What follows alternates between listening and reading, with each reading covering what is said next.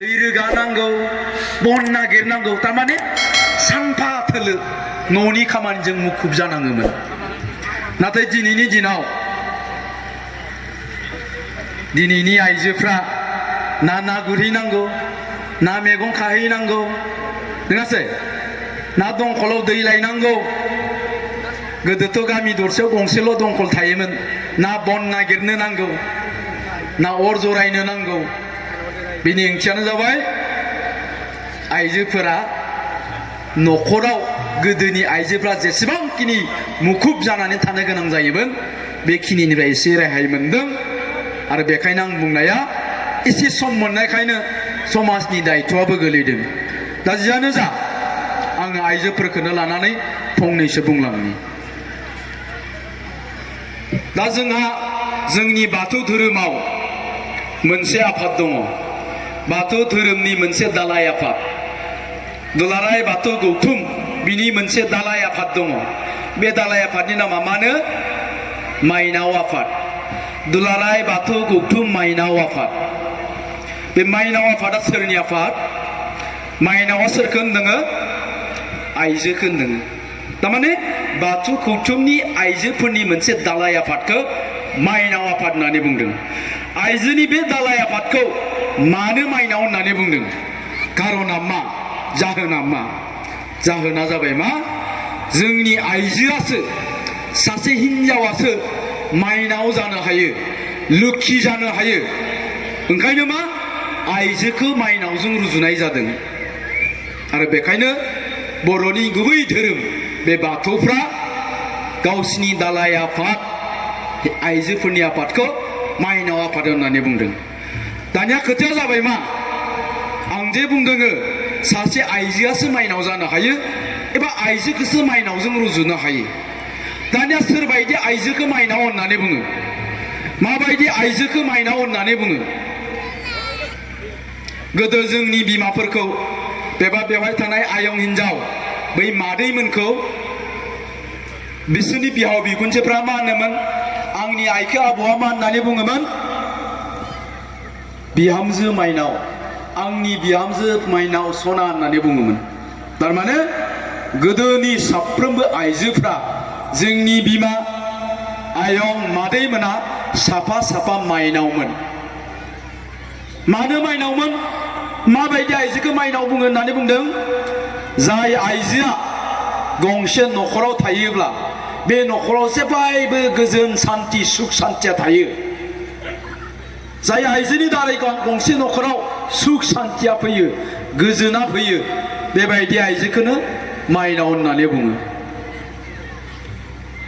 जाय आइजोआ गंसे न'खराव थायोब्ला बे न'खराव जेनिबो आंखाल जाया, जेनिबो आंखाल जाया, न'खराव गोरोबनाय सोमजियो, बेबायदि आइजोखौनो माइनाव होननानै बुङो होनदों। जाय आइजोआ गंसे न'खराव समस्त न'खरनि दायित्वखौ बिबानखौ रुजुननानै लानो हायो, मोनफ्रोमबो बिथिंनिफ्राय धोरोमारि बिथिंनिफ्राय जेसेबांखिनि बिबान दं, दायित्व दं न'खरनि, बेफोरबायदि दायित्वखौ रुजुननानै लानो हायो, बेबायदि आइजोखौनो माइनाव बुङो होननानै बुंदों। दा जोंनि गोदोनि बिमाफ्रा मादैमोनहा न'खरनि मोनफ्रोमबो दायित्व, मोनफ्रोमबो बिबानखौ रुजुननानै लादोंमोन। दा ओंखायनो आइमोनखौ, मादैमोनखौ, बे आयंमोनखौ माइनाव होननानै गाबज्रिदोंमोन। दाना सोंथिया जाबाय मा? जोंनि दानि आइजोफोर, जोंनि दानि बिहामजोफ्रा माइनाव जानो हादोंना हायाखै? माइनाव नंगौना नङा? नंगौना? जोंनि दानि बिहामजोफ्रा जुदि माइनाव जानो हादोंब्ला मानोथो गावनि गथ' 6 मास जास्लाबिखौनो गारनानै गुबुननि फिसाइजों खारफालांनो हायो? खारफागोन ना खारफाया? अब्ला जों बे आइजोखौ मानो माइनाव होनो? बेयो माइनाव नङा। जोंनि दानि बिहामजोफ्रा बोसोरसे जास्लाबियावनो फिसाइखौ लानानै बिहाव बिखुनजो गारनानै टाउन सहराव खारनानै थाहैयो। बे आइजोखौ जों मालाबाबो माइनाव होननानै बुङा। जोंनि दानि बांसिन बिहामजोफ्रा, आं गासिखौबो नागिर दे, गाज्रि मोननो नाङा, टाउन सहराव थाहैजोबनाय माने आं बिसोरखौ बेबायदि बुङाखै। सोरबाया न'खराव बिदा फंबाया बुरजाखाय थाहैदों सोरबाया गथ' गथायनि फरायनायनि सुबिदाखौ नागिरनानै थाहैदों जायफ्रा जाहोन गैयाजासे थाहैदों बेबायदि आखु दिन्थिनानै बिसोरखौ बुंदों आङो नङा होमबा दा बेबायदि दा बेखायनो जोंनि आइजोफ्रा जोंनि दानि बिहामजोफ्रा जुदि साफा साफा माइनाव जानो हायाब्ला मोनसे खोथाखौ गोसोआव लाखि जोङो जोंनि गथ' गथायखौबो मोजां खालामनो हाया मानो बेबायदि जादों जोंनि दानि बिहामजोफ्रा मानो इसेबां आवसारि जादों गोरलै गथ'खौबो गारनानै गुबुन फिसायजों खारफालांनो हानाय न'खरनि जेबो दायित्व बुजि मोना न'खराव न'खरनि जेबो धोरोमारि गुबुन गुबुन बिथिं माबा मोनसे आब्रुथि गोनां खामानि बेफोरखौ मानो मावफुंनो हाया जोंनि आइजोफ्रा दिनैनिया जाहोना मोनसेल' जोंनि दानि बिहामजोफोरनियाव आध्यात्मिक गियाना गैया स्पिरिचुवेल थट धोरोमारि गियान धोरोमारि सानस्रि मानोना जोंनि दानि बिहामजोफ्रा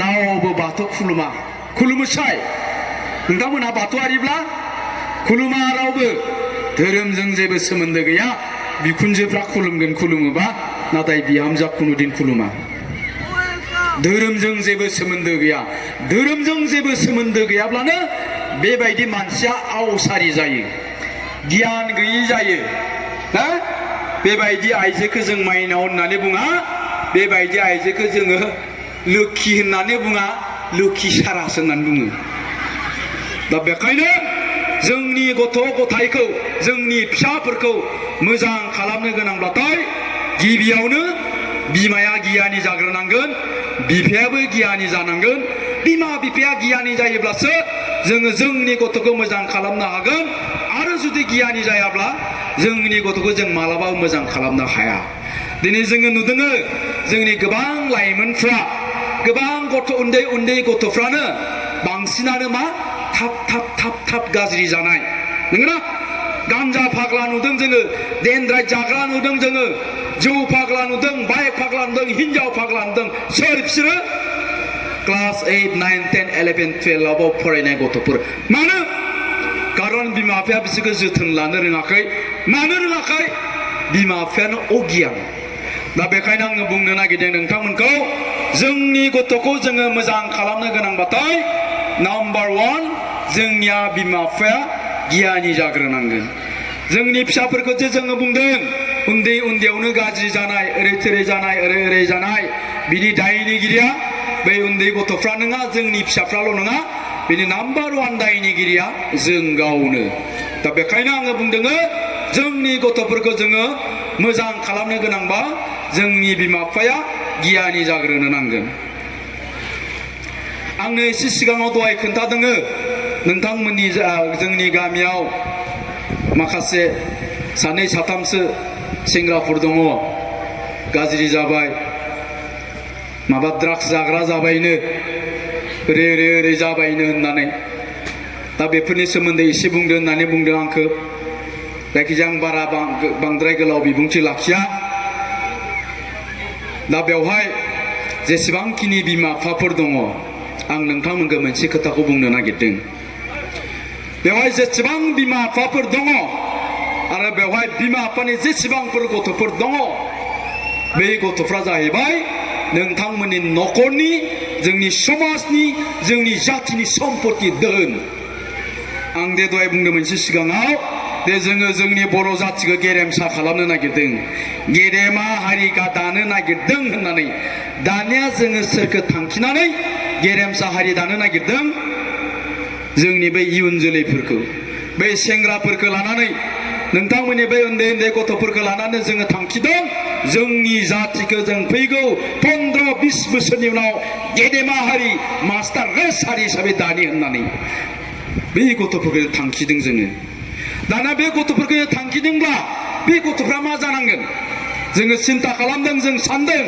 बे गथ'फ्रानो साफा डक्टर साफा इन्जिनियार साफा एसएस आईएएस आईपीएस अफिसार जानांगोन बिसोरनो साफा दैदेनगिरि जानांगोन बिसोरनो साफा बिजनेसमेन जानांगोन अब्लासो जोंनि जातिया गेरेमसा हारि जागोन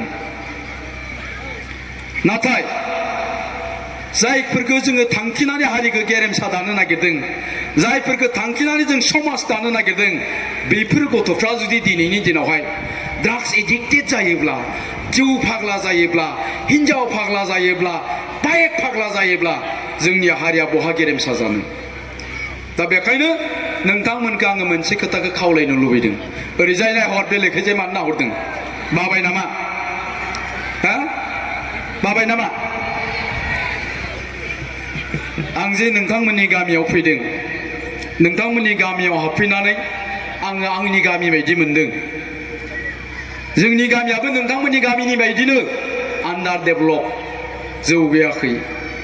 नोंथांमोना खोनादों बेदबारि, थाइजौगुरि, लन्थिबारि, सिमलिगुरि खोनादों ना? आङो बे जायगानि मानसि, हाग्रा जिंनि मानसि। थासारिया एखे। बे जोंनि जायगायाव मोनसे समाव मामोन? बे जायगानि मानसिफ्रा बे हाग्रा बारियाव हाबनानै थुरि एंखोर हायाब्लानो ओंखाम मोनजायामोन, रावबो ओंखाम मोनजायामोन। हाग्रायाव हाबनानै बेलासि टाइमाव बाजाराव थुरि फानहैयोमोन, सगाव थुरि फानहैयोमोन, एंखोर फानहैयोमोन। गथ' गथायफ्रा मा खालामोन? बिमा बिफा थुरि फाननानै, एंखोर फाननानै माइरं लाबोनायखौ नेनानै माइ जिगाबजों ओंखाम दोआव दै गुदुं फुदुंबाय थायोमोन। थुरिया फाननानै माइरं लाबबानो होसननानै जानोसै संख्रिजों। सामफ्रामबो फाननो हायामोन थुरि एंखोरखौ। फाननो हायाबा मामोन? माइरंबो मोनबोआ, गथ'फ्रा ओंखाम संनो फुदुंना दोननाय दै गुदुंखौनो गिलासथाम गाहाम लोंनानै उन्दुनानै थायोमोन। थारमाने मोनायाव रानबाय माने अखानायै सानावबो रानबाय। बोथिनै बोथिथाम रानदोंमोन बे जायगानि गथ'फ्रा, आंनि बैसोनि गथ'फ्रा। नाथाय खुनुदिन बिसोरो फरायनायखौ नागाराखैमोन। बोथिनै बोथिथाम राननाय बै गथ'फ्रा खुनुदिन फरायनायखौ नागाराखैमोन। बिसोर गामसा गिजि, गस्ला गिजि गाननानै स्कुलाव थांदोंमोन। कलम बायनो फैसा गैयामोन।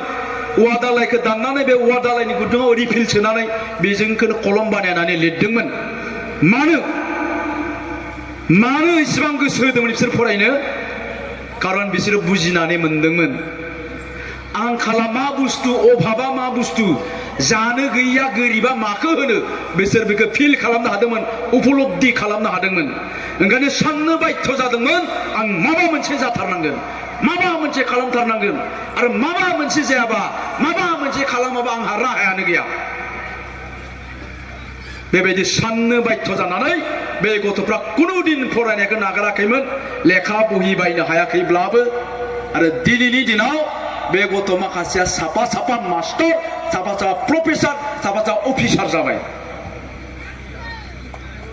दिनैथ' जोंनियाव मोनसे मोजां थासारि, नङा होमबा? बै समनिख्रुइ साबसिन मोनसे थासारिया दङ। जों दिनै रावबो ओंखाम रानजालिया। अब्ला जोंनि गथ'खौ जों मानो मोजां खालामनो हाया? कारना मा? जाहोना मा? जाहोनखौ नागिरब्ला जों नुयो। थांनाय मेट्रिक फाइनालनि आगोल जोङो जोंनि जायगायाव मोनसे मिटिं लेंदोंमोन। मेट्रिक फाइनाल केन्डिडेटफोरखौ लानानै, जायफ्रा मेट्रिक फाइनाल लिरगोन बिसोर गासैखौबो जोंनि एरियानि मोनसे क्लाबा लेंहरदोंमोन। आरो लोगोसे बिसोरनि बिमा बिफाफोरखौबो लेंहरदोंमोन। मानो? मेट्रिक फाइनाल लिरनायनि आगोल बिमा बिफाफ्रा मा दायित्व दङ? सासे केन्डिडेटआ मेट्रिक फाइनाल लिरनो गोनां सासे फरायसाया मास मोनसेनि सिगां माबायदि फरायनांगोन, मा खालामनांगोन, बेफोरखौ रायलायनो थाखाय बे मिटिंखौ लेंदोंमोन। 10टा बाजियाव जानो गोनांमोन मिटिङा, 10टा बाजियावबो जायाखै, 11टायावबो जायाखै, 12टायावबो जायाखै, जोबथारनायाव 12:30 खालामदों। मानो?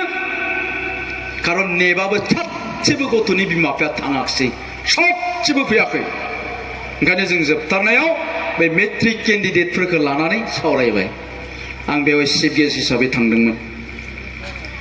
आं बे मेट्रिक केन्डिडेटफोरखौ सोंदोंमोन, बाबुमोन, जारौमोन, नोंसोरनिफ्राय सोर फार्स्ट डिभिजन मोनगोन गसं? सोर फार्स्ट डिभिजन मोनगोन गसं होनना बुंदोंमोन आं। सासे गथ'आ गसङाखै। थारमाने सासेबो फार्स्ट डिभिजन मोना। फरायनानै नों मा जानो नागिरदों होननानै साफा सोंदोंमोन, रावबो खुगा बेखेवा, सासेबो जेबो बुङा। मानो कारना मा बिसोरहा सेल्फ कन्फिडेन्स गैया आत्मबिश्वास गैया गावनि सायाव फोथायनाय गैया मानो गैया कारना मा जाहोना मा जाहोना जाबाय बिसोरनि बिमा बिफायानो बे मिटिंनि सप्तासे उनाव बे पिसिडिसिनि अफिसफ्राव बहाबा पार्टिनि अफिसफ्राव अरुणोदयनि फर्म रानदोंमोन जेब्ला अरुणोदयनि फर्म रानबाय बेयावबो हले बे गथ'नि बिमाफ्रा ओरैबायदि सेलाय बेलाय एकदमबारे गावजों गाव नाथारलायनाय गाथारलायनाय मोननाया मोजां मोनबोबाय मोनैया लामा लामा रायबोबाय जोंनि मेन्टेलिटिया बबाव दङ दा जोंनि माइन्डसेटआ बबेयाव जोंनि सानस्रिया बबेहाय तारमाने जोङो दा बाराव बिरबायनाय थाखा नागिरो ओरैनो मोननाय खामानिबो मावनो बायो जोङो ओरैनो मोननाय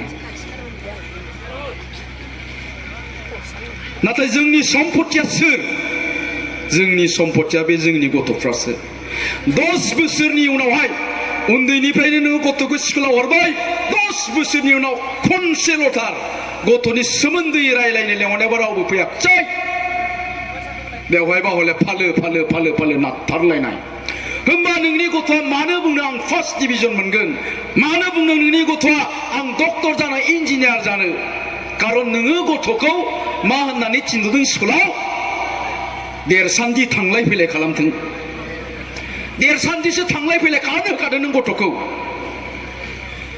कारन जों जाम्बानि फिसालायालाय नोंलाय बहा डक्टर जानो हानो जों खामला हाजिरा मावनानै जाग्रानि फिसायालाय बहा इन्जिनियार जानो हानो आं जाम्बानि फिसायालाय नोंलाय बहा 98% मोननो देरसान्दि थांलाय फैलाय खालाम देरसान्दिसो थांलाय फैलाय खालामखादों गथ'आ आरो नोंनो बुंदों इसे देरबाथाय खामलासो मावनांगोन खिबु नांगोन थेलासो नारनांगोन बेंगालरावसो थांनांगोन बे गथ'आ मानो बुंनो आं फार्स्ट डिभिजन मोनगोन बे गथ'आ मानो बुंनो आं डक्टर जागोन इन्जिनियार जागोन होमबा जोङो जोंनि सानस्रिखौ सोलायनांगोन ना नाङा बेवहाय थानाय साफ्रोमबो बिमानि फिसाया साफा डक्टर जानो हायो इन्जिनियार जानो हायो ACS IAS अफिसार जानो हायो जि जानो गोसो बेखौनो जानो हायो बे टेलेन्टआ बे पावारा बिसिनियाव दं नाथाय बे टेलेन्टखौ बे पावारखौ बिसिनि गोरबो सिंनिफ्राय जोङो दिहुनना लाबोनांगोनबा नाम्बार 1आव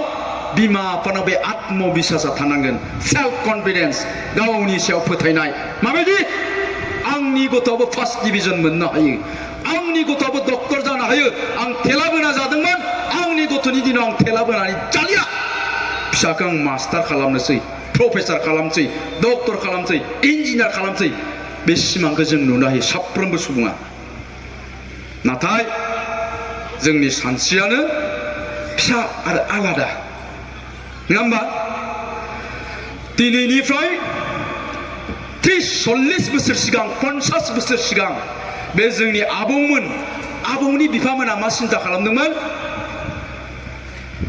सोरानाव सावरि जानानै जौ लोंनांगौ दिनै मोनायाव बारहुंखा फैदोंनो सुनिरामनि न'आ बुखारलांबाय सावरि जानानै जौ लोंनोसै बबे दैमायाव ना हमहैनांगौ बबे हाग्रायाव मैहुर खालामहैनांगौ बबेयाव एन्जर जावहैनांगौ बबेयाव खुसेंग्रा जावहैनांगौ गथ'खौ सानफ्रामबो नायबाय थायो देराखै नामालै दाबो थारमाने एसे देरबाथाय लावखार दोनहरनांगौ बेनि अनगायै बेलेग जेबो सिन्था खालामाखैमोन दिनैनिफ्राय 40-50 बोसोर सिगां जोंनि बर' मानसिफ्रा आरो जेबो सिन्था खालामनो हायैखायनो ओंखायनो दिनै मा जोंनियाव डक्टर इन्जिनियार ACS IAS अफिसारा आखाइ बिजौआव साननो हायो नाथाय बेफोर खोथाखौ हारसाफ्रा दिनैनिफ्राय 50-60 बोसोर सिगां सिन्ता खालामदों मोर लरातो डक्टर हबाय লাগিব मोर लरातो मैं इन्जिनियार बनाम मोर लरातो मैं ACS IAS IPS बनाम आरो ओंखायनो दिनै मोनफ्रोमबो अफिसाव थांदो नायदो गासैबो बे हारसा बाङालिफ्रानो doktor होन इन्जिनियार होन BDO होन SDC होन DC होन खारन बिसोरो 50-60 बोसोर सिगांनो बे खोथाखौ सिन्था खालामनानै खामानि मावदोंमोन आंनि गथ'खौ आं डक्टर खालामनो नागिरदों यस आंनि गथ'आ डक्टर जागोन आरो डक्टर खालामनांगोनबा आङो आंनि 500 थाखा गाहाम हाजारसि खालामनांगोन हाजारसिखौ 2000 खालामनांगोन 2000खौ 5000 खालामनांगोन 5000खौ 50000 खालामनांगोन 50000खौ 5 लाख खालामनांगोन 5 लाखखौ 1 कोटि खालामनांगोन होननानै बैसोरो गोदो बै 40-50 बोसोर सिगांनो खामानि मावबोदोंमोन दा ओंखायनो हारसाफोरनि जायगा जायगा बिसोर जि जायगायाव थायो जों खालि 3 ताला 4 ताला बिल्डिं नुयो आरो बिसिनि न'खर न'खरबो सोंनानै नायदो साफा साफा डक्टर साफा साफा इन्जिनियार प्रफेसर सोरबा बेंगालराव थायो सोरबा दिल्लीयाव थायो सोरबा इंलेन्डआव थायो सोरबा आमेरिकायाव थायो दा जों बर'फ्रा 40-50 बोसोर सिगां सिखार खालामनायनि खोथा सिन्था खालामदोंमोन नाहा थांनायनि खोथा सिन्था खालामदोंमोन सावरि जाना जौ लोंनायनि सिन्था खालामदोंमोन ओंखायनो गैया दानिया खोथाया जाबाय मा जोङो मा सानो दा 40-50 बोसोर सिगांथ' आबौमोना बेबायदि खोथाखौ सिन्था खालामबाय दानि मानसिया नोंथांमोना जोङो मा सिन्था खालामो दा ना दाबो जों बेखौनो सिन्था खालामो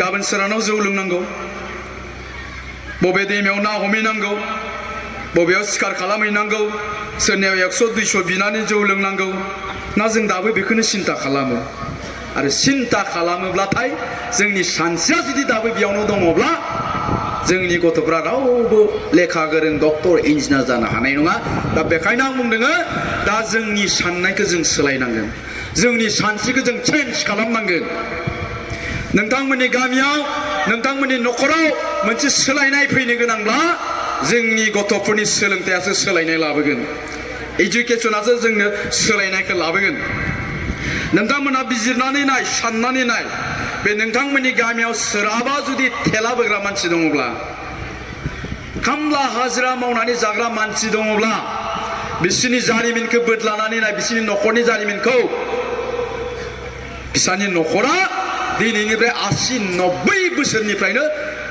जेनेरेशन बाय जेनेरेशन थेलाखौनो बोबाय थादों बिनि बिबौआबो थेला बोग्रामोन बिबौनि बिफायाबो थेला बोग्रामोन दा गावबो थेला बोग्रा आरो गावनि फिसायाबो थेला बोग्रा जागोन गाबोननि दिनाव दा बिनिफ्राय बारग'नो गोनांब्ला बेखायनो आं बुंनाया जोंनि साननायखौ जों चेन्ज खालामनांगोन नोंथांमोननि साफ्रोमबो गथ'आनो साफा साफा गेदेर मानसि जानो हायो 98% लाखिनो हायो 90% लाखिनो हायो डक्टर जानो हायो इन्जिनियार जानो हायो जोंनि साननायखौल' जों सोलाय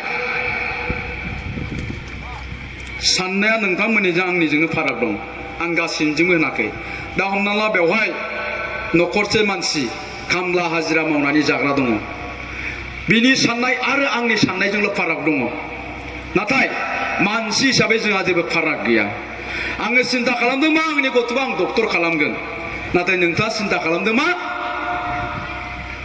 आंनि गथ'आलाय मा जानो हानो थाब थाब थिं थिं देरथोंसै कम्पानिफ्राव खामानि मावहैथोंसै दा बे साननायखौ जोङो सोलायनांगोन दा बेखायनो रायजो राजा नोंथांमोन जोंनि गथ' गथायखौ मोजां जानांगौबा जोंनि बिमा बिफायानो दायित्व लानो हानांगोन जोंनि बिमा बिफाया बिबान लानांगोन नाथाय जोङो मा नुदों दिनैनि दिनावहाय आं जे दहाय होनदोङो दे जोंनि मानसिफ्रा जोंनि बिमाफ्रा दानि बिमाफ्रा मा होनना बुंदोङो आध्यात्मिक मोनसे गियाना गैया धोरोमारि मोनसे गियाना गैया दा ओंखायनो गावनि गथ'फोरखौबो जोङो गियानि खालामनो हायाखै गथ'आ खुनु दिन बे धोरोमनि खोथाखौनो बुजि मोना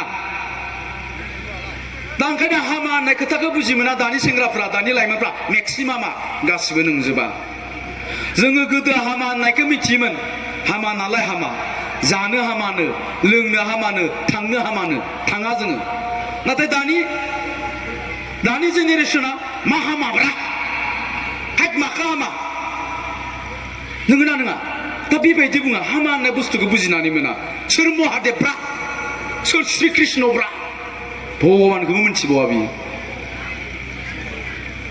दा बेखायनो होननाय आङो जोङो साफ्रोमबो सुबुङा धोरोमजोंबो सोमोन्दो लाखिनांगोन आरो जोंनि गथ' गथायनो धोरोमनि खोथाखौबो बुंनो हानांगोन जोंखौ गोदो बिमाफ्रा 바토 खुलुमनायाव लाफायोमोन मंगलबारखालि सानफ्रामबो मंगलबारखालि बाथौ खुलुमहैयोमोन बाथौ खुलुमखांनानै आबौखौबो खुलुमनो होयोमोन आफाखौबो खुलुमनो होयोमोन आरो इनिफ्राय लेखा फरायनायनि सिगां सिगां टेबोलाव थानाय सरासतिनि फटकआव धुप सावहोनानैसो जोङो लेखा फरायोमोन नाथाय दिनै जों बे थासारिखौ नुवा गैया जोंनियाव बेबायदि आबहावाया जोंनि न'खराव दा गैया दा गैयाब्ला जोंनि न'खराव दा आबहावाया माबायदि दङ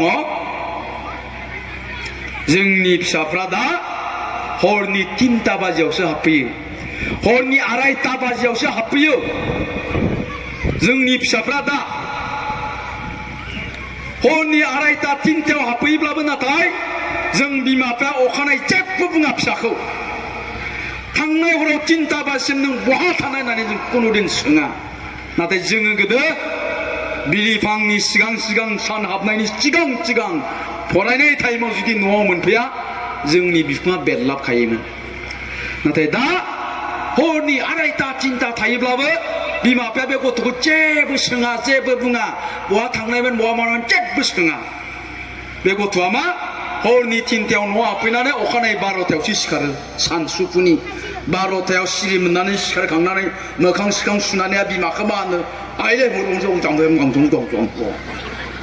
मा मा होनो गावसो मिथिगौ आइले एक्स' थाखाल' बाइक सोनो दामा थाव गैया मा माने बाइकआव थाव सोनो फैसा गैयानो मोजाङैबो बुङा आइले बाइकआव थाव सोनो फैसा नांगौ ना आइले बाइकआव थाव सोनो बिमाया होनबाय नै बिफा फिसालानो बाइकआव थाव सोनो फैसा नांगौनो बाहाय खान्थ'आव दं लांदां लांलायबाय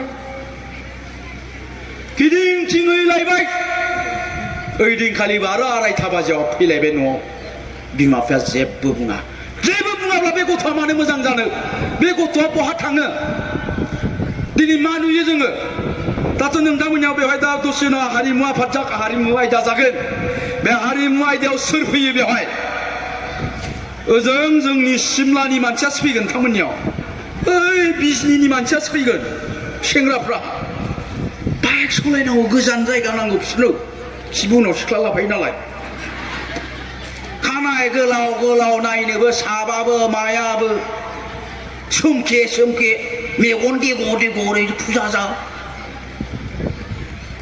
फारसे आखाइथिं जौ बथल फारसेथिं सिगारेट बेयावनो मोसाबाय लागा सनमानबो गैया मानबो गैया दानबो गैया बे गथ'आ हरनि 2:30 बाजियाव सहैयो न'आव बिमा बिफाया जेबो बुङा होमबा गथ'आ बहा मोजां जानो नङा होमबा गथ'आ माबोरै मोजां जानो दा बेखायनो आङो बुंदोङो जों जुदि साफ्रोमबो बिमा बिफाया गावनि गथ'खौ मोजाङै जोथोन लायोब्ला बे गथ'आ मालाबाबो गाज्रि जाया गथ'आ लेखा गोरों जानायाव गथ'आ गियानि जानायाव जेबो जादु मन्त्र गैया जेबो मिजिक गैया जादु मन्त्र खालि नैबेल' बिमा बिफाया गावनि गथ'नो मोनसे सिमां हो आसा जे आफा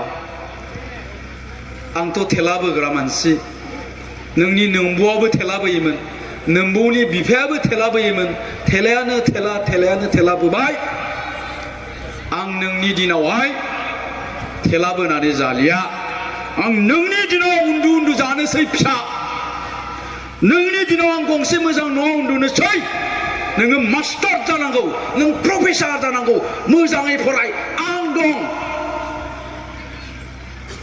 जोंनि गथ'खौ बेबायदि बुं सानफ्रामबो फरायनायखौ नोजोर हो फुङाव फरायनांगोन बेलासियाव फरायनांगोन मोनायाव फरायनांगोन मा फरायदों बेखौबो नोजोर होनांगोन न'निफ्राय ओंखारलाङोब्ला सोरजों लोगो जाहैदों मा खालामहैदों मा जाहैदों बेखौल' नोजोर हो अब्लानो जोंनि गथ'खौ साफा साफा गोरों गुनि गियानि मानसि जानायनिफ्राय रावबो होबथानो हाया नाथाय दिनै जोङो जोंनि फिसाफोरखौ आवसारि जेबो गुरुत्व गैया दा बेबायदियाव जोंनि गथ'आ बहा मोजां जानो दा आं मोनसे खोथाखौ बुंबावनि दाखालि बावै नोंथांमोननि गामियावबो हयथ' मेट्रिक पास जानाय गथ' थागोन जायाखै होमबा बहुतजन गथ'आ मेट्रिक पास जादों थांनाय बोसोराव आंनि लोगो सासे गोलावद्राय जाबाय नामा